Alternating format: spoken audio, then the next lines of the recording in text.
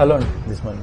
వెనకటికెవడో చెట్టు పేరు చెప్పి కాయలమ్ముకున్నట్టు కొందరు దొంగ భక్తులు కూడా భగవంతుడి పేరు చెప్పి వారి సొంత కోరికలు, కోపాలు, కామాలు, తాపాలు అధికారికంగా తీర్చుకోవడం. వాడు ఈ ఊరికి సేనోడు ఎలా అండి, ఆ కులపోడు కింద కూర్చోవాలా, ఆ బట్టే దొడుక్కోవాలా, అదే తినాలా, ఆ పనే చేయాలా, అగ్ర కులస్తుల శుభకార్యాలకు దూరంగా ఉండాలి. కొందరినైతే పాపం అసలు కౌంట్ చేసేటోళ్లే కాదనుకోండి, సింప్లీ నాన్ సెన్స్, కులం తక్కువలో లేనోళ్ళు అని లెక్కేసే వాళ్ళే కాదట. ఇలాంటి ఒక కైండ్ ఆఫ్ వేర్డ్ సిస్టమ్ ఈ సెట్ ఆఫ్ పీపుల్సే ఒకప్పుడు మన దేశంలో కఠినంగా అమలవబడుతూ కొన్ని సామాజిక వర్గాలు మాత్రమే బాగా బాగుపడేవి, కొన్ని మాత్రం బానిసత్వంగా బతికేవని బహుశా మీరు చూసే ఉంటారు, లేదంటే అనుభవించే ఉండొచ్చు. పలు అభివృద్ధి ఎరిగినా ఎరగని ప్రదేశాల్లో అయితే ఇంకా అగపడుతుంటుంది కూడా. Weather it is A village, town, city, public, private offices, work locations etcetera. అయితే ఇందులో భాగంగానే ఈరోడ్ వెంకట రామస్వామి అను తమిళనాడుకు చెందిన ఈ పెద్ద ఆయన 25 ఏళ్ల వయసులో ఉత్తరప్రదేశ్ లోని కాశీకి పోయినప్పుడు బాగా ఆకలేస్తున్న వాళ్ళకి అక్కడే బ్రాహ్మణులు అందరూ కలిసి భోజనం చేస్తుంటే గబక్కన ఎవడన్నా ఇతర కులపొడి పోతే అరుస్తుంటారు, యాజ్ పర్ దేర్ నామ్స్ అంటూ అరిష్టం ఇలా ఏదోటి చెప్పి రానియకుండా చేస్తుంటారు.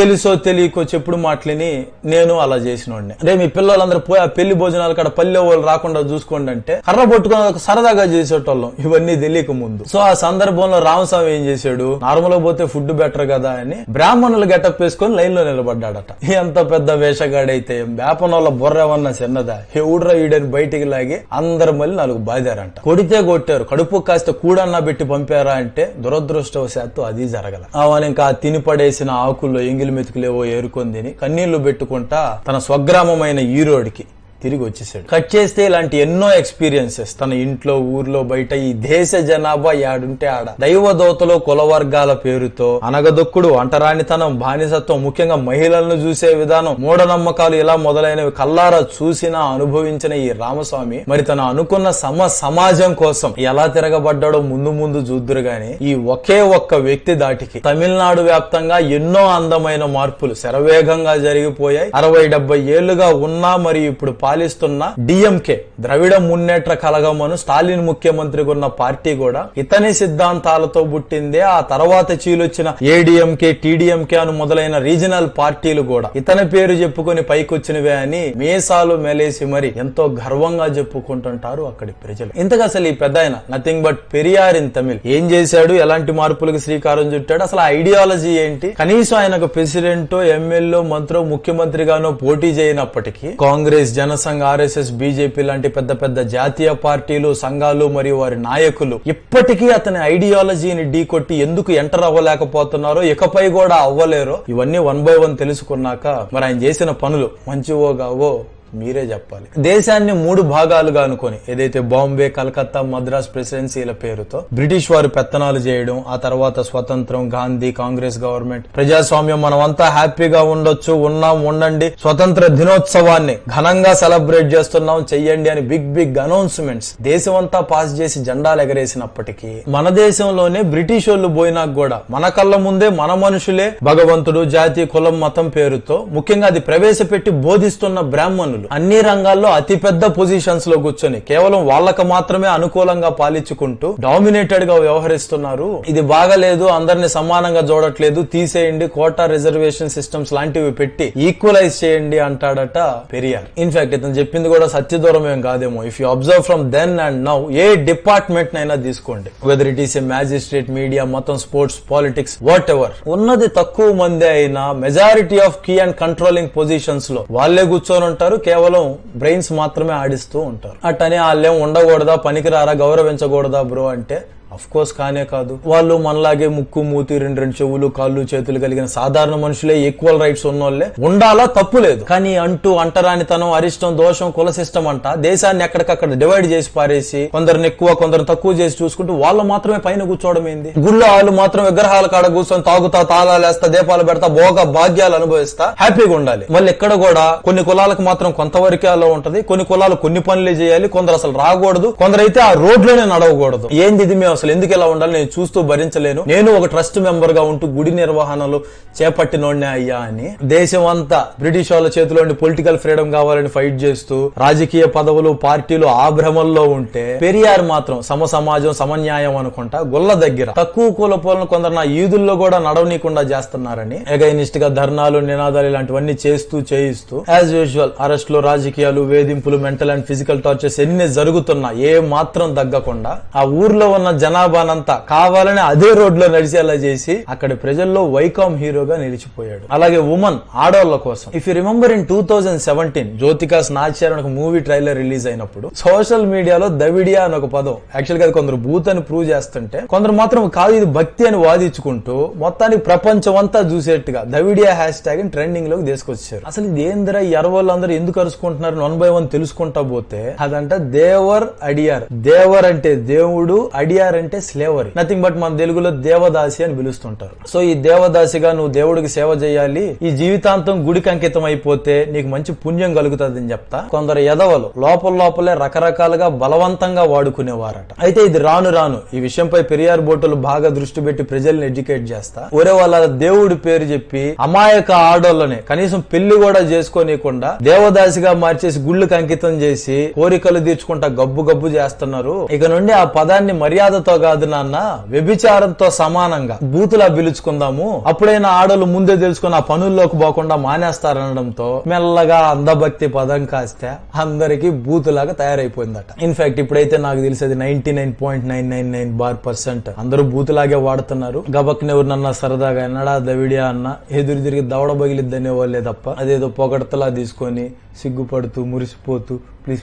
మళ్ళీ అనవా అనేవాళ్ళు ఎవరు తగల్లా. You can watch the same in Baahubali's Kattappa గారి మూవీ ఆల్సో. ఈ పెరియార్ మీద అయితే మన తెలుగులో ఒక సినిమానే ఉంది సత్యరాజ్ హీరో. ఎనీవే ఈ దవిడియా స్టోరీ పక్కన పెడితే దీంతో పాటుగా ఆడోళ్ళు ఇళ్లలోనే ఉండాలా, ఆ పనే చేయాలా, ఆ కులపోనే పెళ్లి చేసుకోవాలా, అంత కట్నం ఇచ్చి చేసుకోవాలనే సిస్టమ్ కనీసం మహిళలకి వారి సొంత ఇళ్లలో కూడా స్వతంత్రం లేకుండా చేస్తుంది. అంతేగాక రెస్పెక్టివ్ ఫ్యామిలీస్ ని మానసికంగా ఆర్థికంగా దెబ్బతీస్తుందని వీళ్ళు మగాళ్లతో సమానంగా రష్యా, తుర్కిష్, మలేషియా, సింగపూర్ కంట్రీస్ మాదిరిగా సైకిల్ దొక్కాలంటే సైకిల్, బండి కావాలంటే బండి, పోలీస్, ఆర్మీ, అడ్మినిస్ట్రేషన్ ఇలా అన్ని రంగాల్లో వాళ్ళు కూడా నచ్చిన పని చేసుకుంటా నచ్చిన పిల్లోడిని చేసుకుని ఆనందంగా బతకగలగాలని సెల్ఫ్ రెస్పెక్ట్ మ్యారేజెస్, మంత్రాలు మంగళసూత్రాలు లేకపోయినా పర్వాలేదు, మగాడు నచ్చితే చాలంట.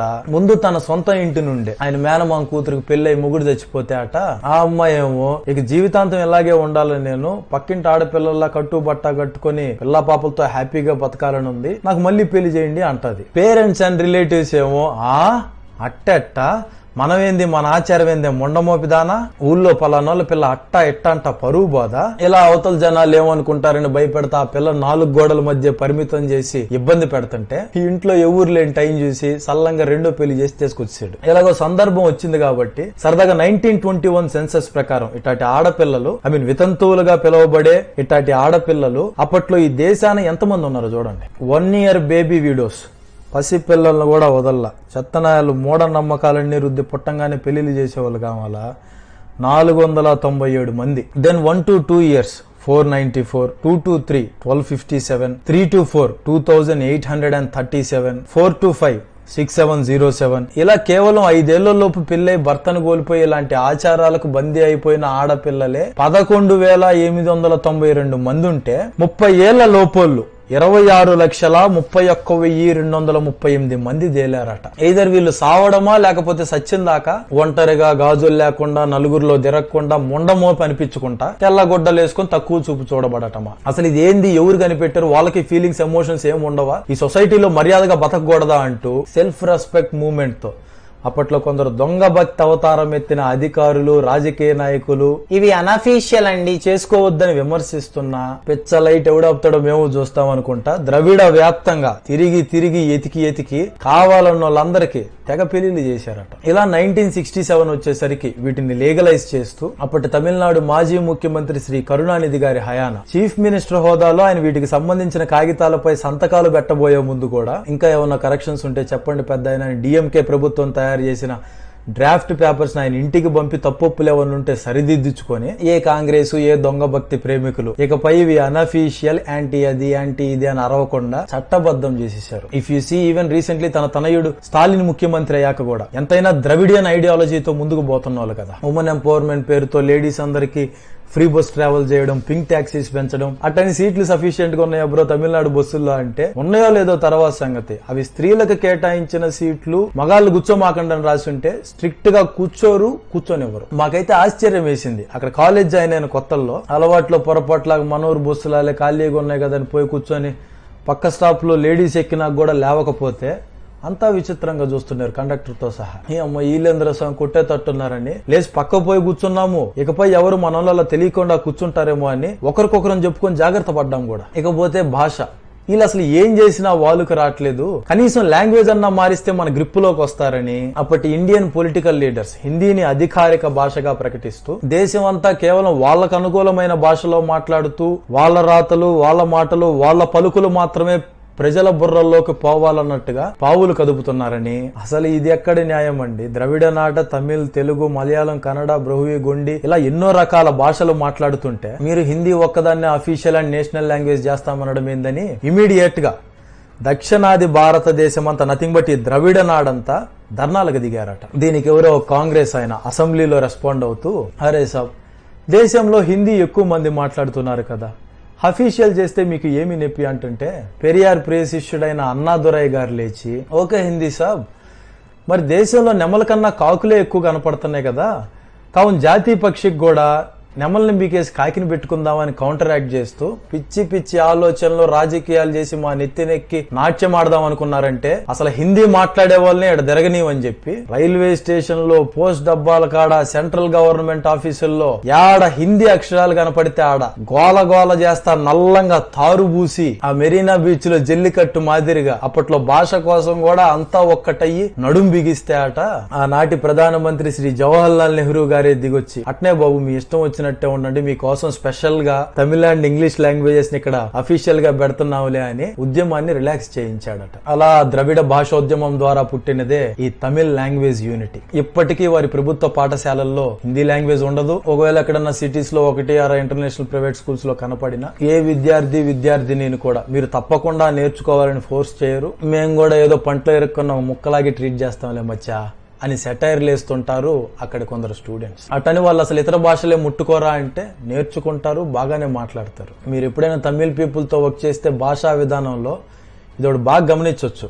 ఈవెన్ మన Manoj Bajpayee's the family men season 2 లో కూడా ఉంటుంది. వాళ్ళకేమన్నా అవసరం వచ్చిందనుకో ఎదుటోడు ఏ భాషలో మాట్లాడితే అదే భాషలో కింద మీద బడైనా ఎంతో కొంత మాట్లాడి వాడికి అవసరమైంది బాగా తెలుసుకుంటాడు. అదే అవతలోడు అడిగినప్పుడు మాత్రం ఏవి ఎరగనట్టే బై డిఫాల్ట్ గా తమిళ్లో రెస్పాండ్ అవుతుంటారు. ఇలా ఎన్నో విషయాల్లో ఎంతో కొంత చదువుకున్న వాళ్ళు గుడ్డిగా ఆమెను మూఢనమ్మకాలు నమ్మేయకుండా అదెందుకలా ఇదెందుకలా అన్ని తెలుసుకుంటూ ద్రవిడులు పాటుబడిన, పెరియార్ పోరాడిన సమాజం కోసం, సమన్యాయం కోసం, సామాన్య ప్రజలకు సులభంగా అర్థమయ్యేలా సొంత భాషల్లో సరళమైన రాతలతో తమకంటూ separate media whether it is news paper, magazine, TV, radio, network ఇలా ఎందులోనూ ఇతరుల ఇన్ఫ్లుయెన్స్ ఆర్ ఇంపాక్ట్ అయ్యి డైల్యూట్ కాబడకుండా తరతరాలుగా ఐడియాలజీని కాపాడుకుంటూ పెరియార్ అయితే కుడియార్సు అని తనకంటూ సపరేట్ గా ఒక మ్యాగజైన్ రన్ చేసేవాడట. ఇంగ్లీష్ పండితులం కాకపోయినా పర్వాలేదు మన బాధ భావం అవతలోడికి కనీసం అర్థమైతే చాలని ఆర్థికంగా రాజకీయంగా ఎన్ని అడ్డంకులు ఎదురవుతున్నా ఆయన పార్టీకి ఆయన తుది శ్వాస విడిచే వరకు క్యాస్ట్ సిస్టమ్ అండ్ దాన్ని పోషించే వారికి అగైనిస్ట్ గా పోరాడుతూనే పోయాడు గనకే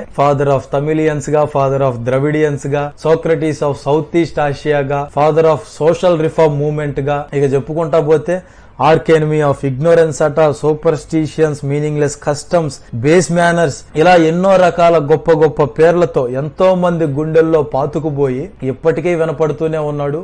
బహుశా ఈ caste system and baseless beliefs వచ్చిందాకా వినపడుతూనే ఉంటాడు. అంతేకాదు ఈ దేశంలో నిరసనలు తెలిపే బ్లాక్ షర్ట్ కల్చర్ కూడా ఈ పెరియార్ నుండి పుట్టిందే అంటుంటారు. 1947 ఆగస్టు 15న దేశం అంతా స్వతంత్రం వచ్చింది రోజు అని సంకలు గుద్దుకుంటా సెలబ్రేట్ చేసుకుంటుంటే నథింగ్ నాన్న ఇంకా చాలానే ఉందని నల్ల సొక్కాలు వేసుకొని కుల వ్యవస్థలు అవి నడిపే వారికి పొగిడే వారికి అతీతంగా నిరసనలు తెలిపారట. అలా పెరియార్ గారిచే తయారు కాబడినదే ఈ ద్రవిడియన్ సింబల్. ఇందులోని బ్లాక్ కలర్ ద్రావిడ ప్రజల రాజకీయ, ఆర్థిక మరియు సామాజిక చీకటి పరిస్థితిని సూచిస్తుంటే, ఎరుపు రంగు అందులో నుండి అగ్ని కణాల్లా చీల్చుకొచ్చే సూర్యుడి కిరణాలం మేము అని చెప్తుందట. ఫర్ అన్ ఇన్స్టెన్స్ మనలో చాలా మందికి నేను ఒక పెద్ద క్రికెటర్ అవ్వాలి, ఈ దేశం తరపున ఆడాలి, ఈ రాష్ట్రం తరపున ఆడాలి, నాకు టాలెంట్ ఉందని ఎన్నో కలలుగంటూ కష్టపడుతూ ఉంటాం. అయితే అదే సమయంలో ఎవరో ఎక్కడో మనల్ని పైకి రానికుండా అడ్డుపడుతున్నారు, తొక్కేస్తున్నారు అనే ఫీలింగ్ తో కొంచెం ఫ్రస్ట్రేషన్ లోకి పోతే అప్పుడప్పుడు డిప్రెషన్ లోకి కూడా పోతుంటాం. కానీ ఎప్పుడైనా ఆలోచించామా అది కంట్రోల్ చేస్తుంది ఎవరు? ఆ బీసీసీఐ అంటే ఏంది? తరతరాలుగా ఏ కమ్యూనిటీ అక్కడ డామినేట్ చేస్తూ వస్తుందని. ఇదే కాదు, ఎన్నిట్లోనో ఇలానే ఉందట. నాకు ఈ పెరియార్ అండ్ ఇలాంటి ఆర్టికల్స్ చూసిన దాకా ఏమీ ఎలగల.